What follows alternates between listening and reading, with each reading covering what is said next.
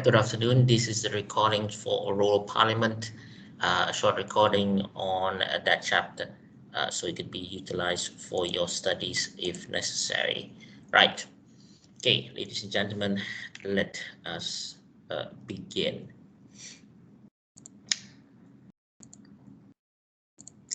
Right. So Parliament is a very old and very well-known entity spanning since the 15th century. It might even be older than that.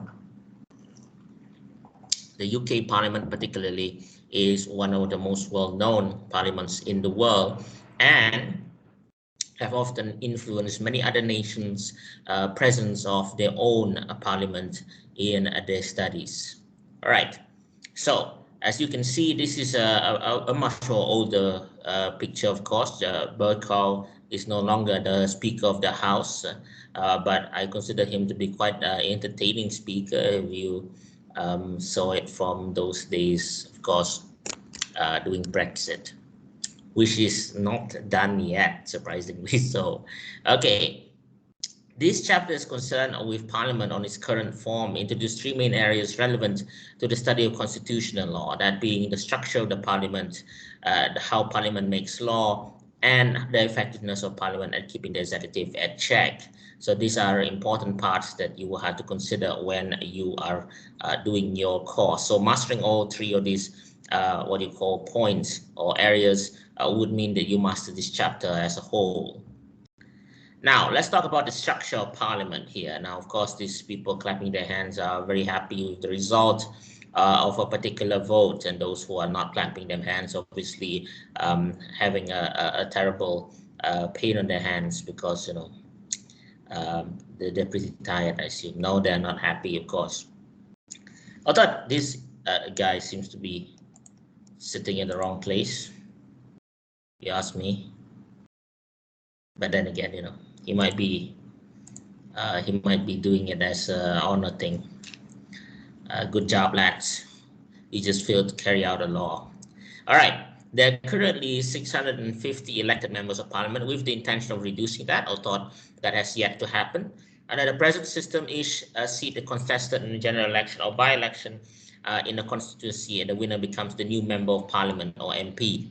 Okay, so a by-election, for example, okay, perhaps you already know what a general election is. Will not elaborate on that in total. That's a 5-year situation, as you might know. A by-election here is when the current member of parliament no longer could carry out their duties, oftentimes due to their unfortunate demise, right? But also could be because they're resigning or because they're retiring from the seat of parliament.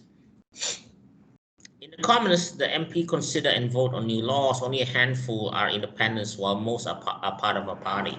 Okay. To be honest, independents are very rare, and even if they are independents, they're not independents in the sense that they are without any party.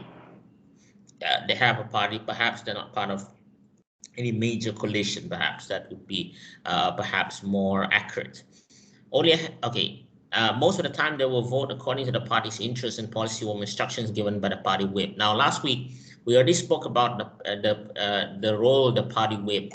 Now, the party whip's job is to make sure that everyone votes the party line, especially the rebellious MPs. So basically what happens is that if you refuse to follow the party line, you may not be chosen as the candidate for the party for that particular seat next year, which also means that you are no longer able to utilize the resources that the party would provide you in a general election. And of course, the advantage of actually being inside a party, which means that most people actually vote the party line, not necessarily because of the candidate. There's a very small part of people actually vote the candidate instead of the party. So at the very least, it will reduce the amount of supporters you would have.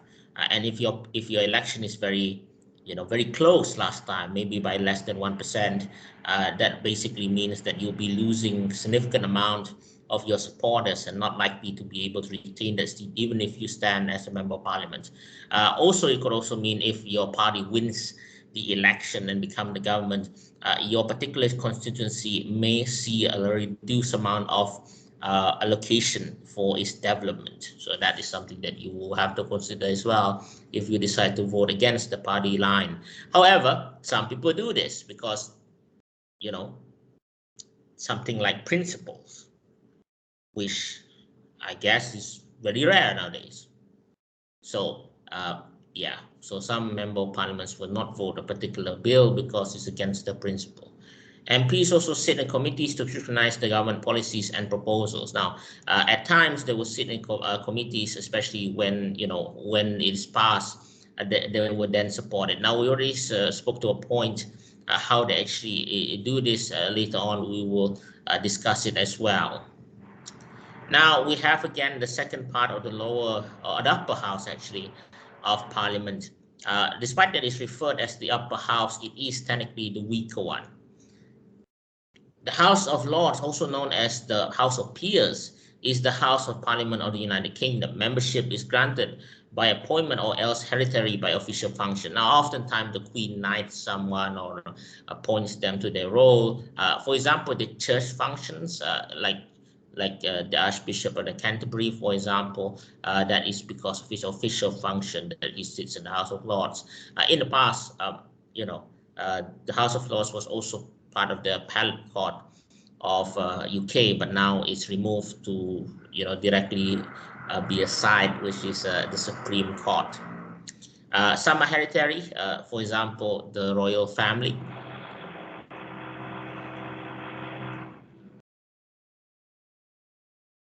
Right. Unlike the elected House of Commons, member House of Lords, excluding 90 hereditary peers elected among themselves, and 2 peers who ex officio members are appointed. Again, I refer to you the Canterbury and such. While the House of Commons has defined number of members of membership, the number of members in the House of Lords is not fixed. The House of Lords scrutinizes bills that have been approved by the House of Commons. It regularly reviews and amends bills from the Commons. While it's unable to prevent a bill from passing into law, except in certain limited circumstances, it can delay bills and force the Commons to reconsider their decision. Okay, so they can delay a bill for perhaps, a money bill they can only delay for 3 months, maybe even shorter than that. This makes sense because very simply, you can't have a country without any money. You have to pay the police, you have to pay the hospitals, the doctors and all that. And if they don't have a salary, that will not likely go well for the rest of society. So money bills are only delayed maybe 3 months, sometimes less than that.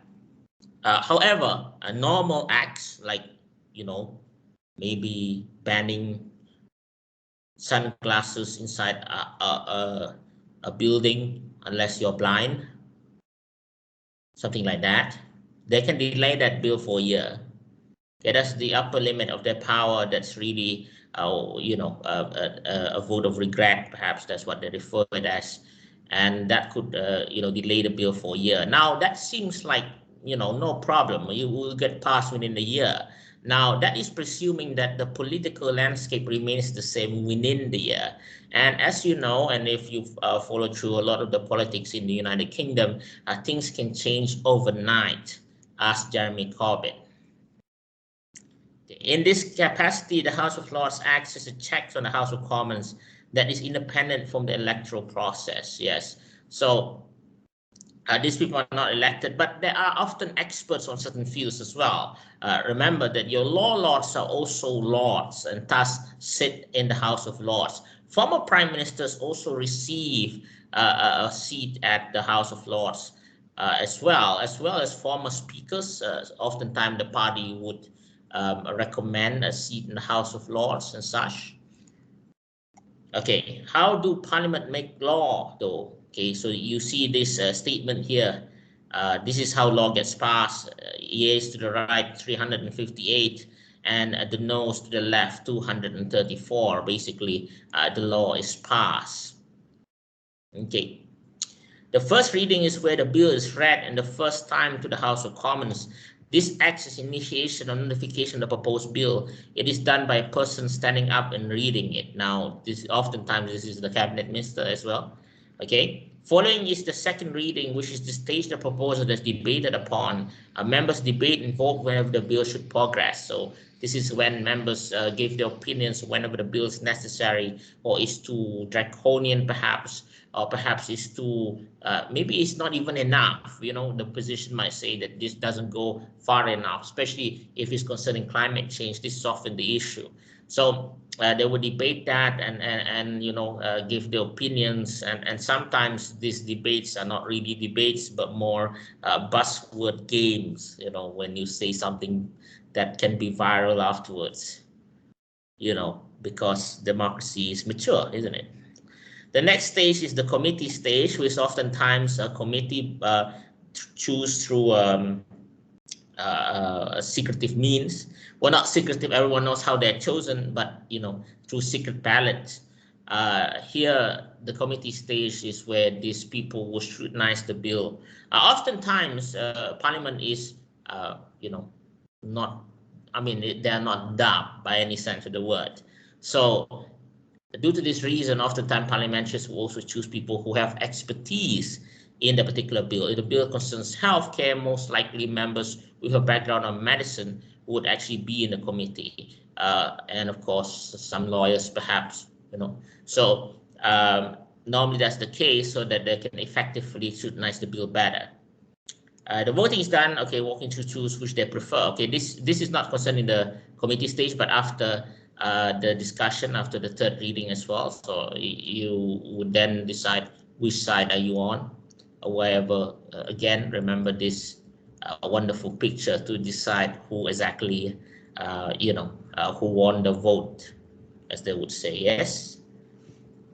The third reading is where the bill is re-proposed to the House of Commons. At this stage, members debate on whether to decline or allow the legislation to its normal form through this period just now. After the legislation be decided upon, the bill then goes to the House of Lords, which again will be scrutinized. Now, it could actually start in the House of Lords first as well, and the same system will apply as well. The last stage is called the lawyer's assent, and is required to order to the bill to become an act. This stage, the Queen must give her consent to the bill before it becomes law. Now, although the Queen has the right of veto, technically speaking, if she does not want to assent to the bill, then legally, I mean, not rights, I would say legally, she has the right to do so. She won't because of convention. Now, this is basically respecting the rules present. Now, of course, Parliament is elected by the people, and the Queen wants her best to ensure that the will of the people is carried out, even if that will is one that she disagrees with. Now, convention, through tradition, basically speaking, she will accept this. So far, no Queen has ever refused, I mean, not Queen or King, has ever refused the royal assent since Queen Victoria. Okay, so that's a very long time ago. So the reasoning here is very simple. Kings and queens don't prefer to vote down a bill of parliament because last time the king and queen were not great with parliament. One of them lost their head, which is called King Charles. So, you know, better not, I would say. From then, the bill is then an act of parliament and then becomes law. Okay. Now, there is question mark whenever the Queen would allow, you know, can she actually refuse? Now, the question, like, for example, let's say there is a bill coming up that says that they wish to end the monarchy. So would the Queen assent to that? I wonder. So this is a question we never have an answer, at least not yet, so far, yet. So when that happens, then, you know, come to me, we'll watch the cookie crumble. Yes. All right, so this is a video I wish to show you, but it's not necessary. But if you wish to watch it, here's some of it.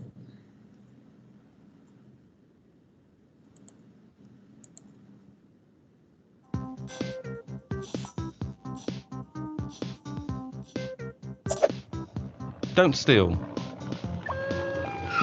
Pay your taxes. Go to school. We're all expected to obey the laws of the land. But where do laws come from? Before a law becomes a law, it is known as a bill, and on its way to becoming a law, a bill must pass through both houses of Parliament. Most bills are based on ideas suggested by the government, although any MP or Lord can propose a bill. It will get checked by both along the way. All bills get the same treatment. First, every bill gets introduced, so everyone knows it's begun its journey to become a law. Usually a government minister who supports the bill will defend and explain the reasons why they think it's a good idea. Other MPs and Lords will ask lots of questions and either support or challenge the minister's ideas and views. MPs and Lords will also take a closer look at the detail of a bill. Bills have to be examined line by line to ensure tiny details aren't overlooked. A committee of MPs and Lords with a special interest in or knowledge of a bill's subject will usually carry out this task. MPs and Lords also have the chance to make changes to a bill. After holding a debate, they might want to take parts out or add new bits. These changes are called amendments. MPs and Lords vote on each bill a number of times. Every time a bill is debated or changes are proposed, it continues its journey to becoming a law. But if most MPs and Lords vote against the bill, then its journey comes to an end. So if the bill was the government's idea, for example, the government would have to abandon its plan or come up with a new idea. Every bill starts in either the House of Commons or the House of Lords. When a bill finally gets approved in one house, it goes over to the other house for the same treatment. It gets introduced, it's discussed and debated, the bill is looked at in detail, changes or amendments are suggested, and everyone votes as the bill makes its journey. Both houses must agree on the final wording of a bill before it can become law. If one house changes the bill, it must go back to the other house for approval.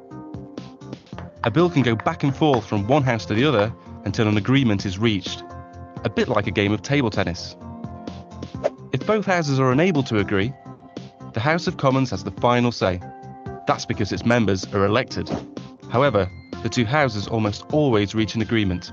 The final part of a bill's journey into law is called royal assent. Once both the House of Commons and the House of Lords agree that a bill is fit to become a law, it is sent to the monarch. And when the monarch agrees, well, then a bill finishes its long journey to becoming a law of the land.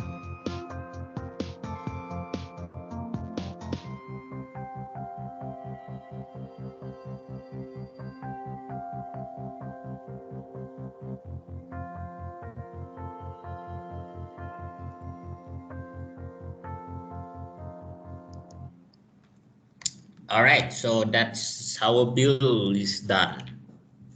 Okay, now let's continue with the effectiveness of Parliament at keeping the executive in check. Now, you think to yourself, oh, why is that a problem? Parliament is supreme. Now, that is good. That is a good statement to make until you realize that there are over 2,000 plus, maybe even up to 3,000 now, who knows, a number of delegated legislation done by the executive. Now, members of Parliament are paid to check these things. It's part of their job. Okay, and of course to inform other members of Parliament if they discover something what you call considered to be malicious. But because of the sheer number of delegated legislations and the mundane nature of most of it, sometimes things do go through the cracks, as you would say. Now this is also problematic because technically sometimes, okay, sorry about that. So I'm supposed to give you some discussion before I go on talk about the PMQs. This is also quite difficult because oftentimes, well, by the very sheer reason that Parliament won the election and of course gained the government, now a lot of the members of the government are actually also members of the Parliament that has the majority. Okay, member of the party, sorry, that has the majority. And this, of course, creates the problem where oftentimes the people who hold a position in government are also the party's most senior, members. And due to this reason, scrutiny can often be troublesome for the Parliament. So let me explain that. The Prime Minister's active participation in parliamentary proceeding is also a key mechanism for ensuring the credibility of the executive, but they have been less and less present in the Commons since the third of Thatcher and Blair. Okay, the Prime Minister's attendance is now limited to a single 30-minute question time once a week when Parliament is sitting, occasional speeches in major debates, and periodic public meetings with the chairs of the select committee and new liaison committee. So the Prime Minister is becoming a bit unreachable at times, but it does give you ample chances to actually question the Prime Minister. For example, we are in Malaysia, and I feel that this is something that we might want to consider in our own parliament. More encouraging recent research has shown that backbenchers used PMQs in 1997-2008 as a key public venue, with backbenchers often leading the agenda and breaking new issues that grew to prominence. Now, this is your 50 minutes. Even I would even say that it's not 15 minutes. It could be less than that. Now, realizing that due to the current situations, even today, this is perhaps more utilized, because a viral moment can happen at any time, and a politician with a few kind jabs and a charming set of questions, or even just a clear statement, could actually be viralized, and this can of course bring those issues to prominence, especially if the rest of the country feels that this thing is something that they realize is a problem, but apparently has not been addressed. So that could be something that could happen. Okay, and these PMQs need to get better, of course. I thought things are getting better, as Steven Pinker would tell you. Now, the payroll vote. Parliament's independence vis-a-vis the executive has long been qualified by strong partisan, not bipartisan. Partisan means that you tidak bersama lah, huh? You're not together. So partisan royalists among all MPs, who, after all, have spent years together working within the party before becoming MPs. The members of the government front bench are expected to always vote with the executive as the parliament private secretaries for pseudo-ministers. Okay, so you have the Prime Minister, the cabinet, and the secretaries and stuff like that. So this often creates many people who vote the way that the government wants to vote. And it's often very controversial when a member of cabinet would not vote the way the government does not want. And again, remember about the whips here. Okay, the whips can be very, very dangerous to you, especially if you are a cabinet minister. This could basically mean that you no longer be part of the party next time around. So that is something that's worrying for someone in that position. And furthermore, you also have to realize that those who are in for example, the Conservative Party or the Labour Party, they have been growing with each other. They've fought the good fight in their view for years and years and years, and perhaps entered to politics and this career together. So it's very awkward per se if you actually oppose your own party. It seems to be, there's a bit of peer pressure to actually follow the party line and, support the party's plans.